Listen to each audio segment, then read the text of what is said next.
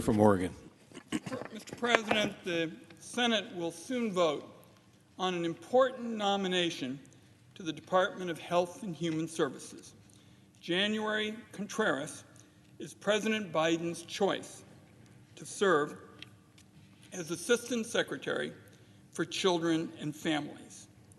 Now, the Senate Finance Committee is taking a special interest in kids, families, and fresh approaches to strengthen opportunities for them and for America's future. Now, people have been a little bit surprised that the Finance Committee is taking this big interest, because normally they think that the Finance Committee deals primarily with big money issues. Taxes and trade would be two examples. Those, Mr. President, are certainly very, very important. And we spend plenty of time working on those. But the committee also feels very strongly that we can't afford to write off the hopes and dreams of our future, which are our kids and our families. We can't afford, as a country, to lose these young minds and these young families, to take away the kinds of opportunities they could have with just a few well-targeted, sensible investments in their future. And when January Contreras is confirmed, that's exactly the kind of work that she's going to be doing, caring for some of the most vulnerable young people in our nation, those young people that are in the child welfare system. Now, one of the big challenges in the last few years for the Administration for Children and Families has been the implementation of our bipartisan Family First Prevention Services Act. This was an extraordinarily important law, Mr. President, particularly for kids who are in foster care. We had, until this law came along, essentially two choices for these kids. We could send them off to a foster home. Some of them might be good. Some of them we know aren't so good.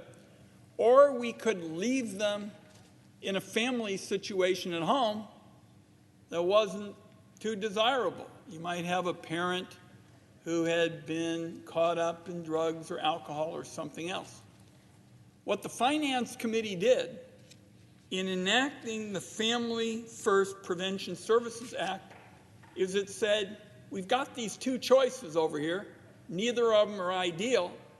What we'll do is create a third path, which is the Family First Prevention Services Act. So, for example, for a family in Arizona, the president's home state, that family would be in a position to stay together, but also to receive some of the services, the anti-drug services, the efforts to get people off alcohol and addiction and keep the family together. Very often, a grandparent would help out. And Family First is, in my view, the future of much of our domestic policy in this country, because it means we aren't going to write off our kids and families caught up in the child welfare system. The bill was bipartisan. Chairman Hatch was then the chairman. I was the ranking member. And I think this bill is a once-in-a-generation overhaul of how child welfare works in America. Now, as I described the President of the Senate, before Families First, families, in effect, in Arizona and elsewhere, were broken apart by default. In other words, you had those two choices, neither of them very good. Families First, put together on a bipartisan basis in the Finance Committee, recognized that young people grow better at home and families have an incredible capacity to deal with the proper support. So we designed Families First to help families stay together whenever it's safe and possible. As I mentioned, maybe the parent needs little help with substance abuse or mental health treatment. Getting clean will make the home safe and the community often safer.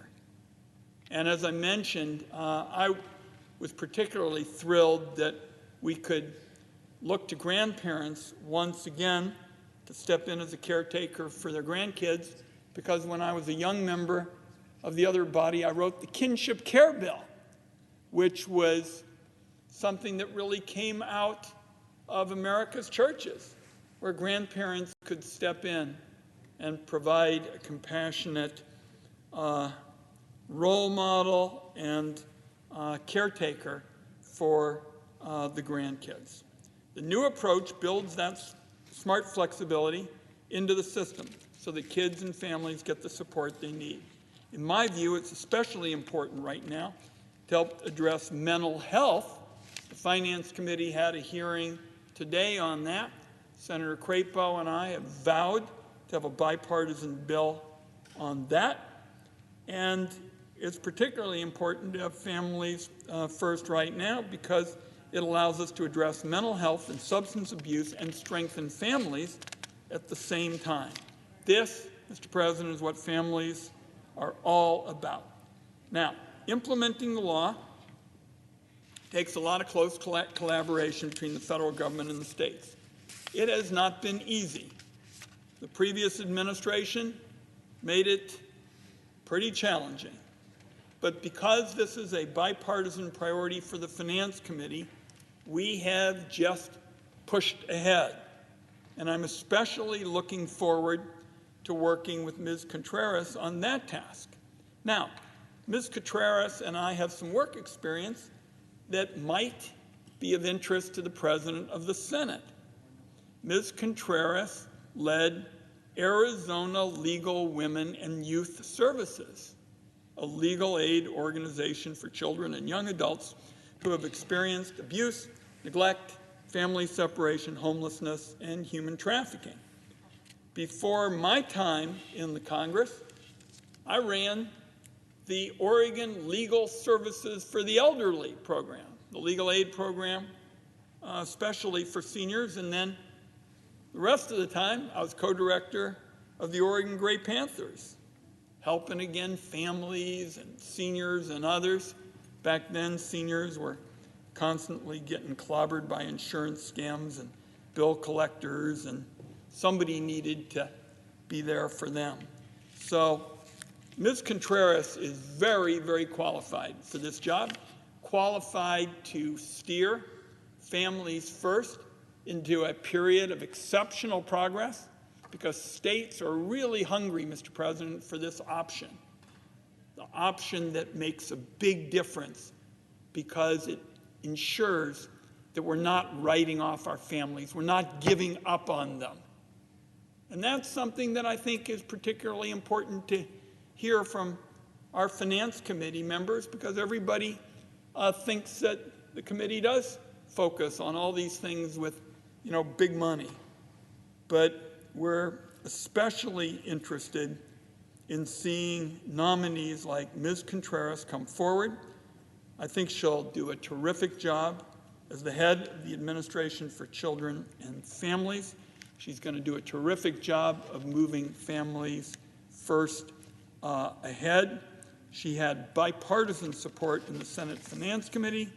I urge all members of the Senate to vote for January Contreras when she comes up later this evening. Mr. President, I yield the floor. And I would note the absence of quorum. Clerk will call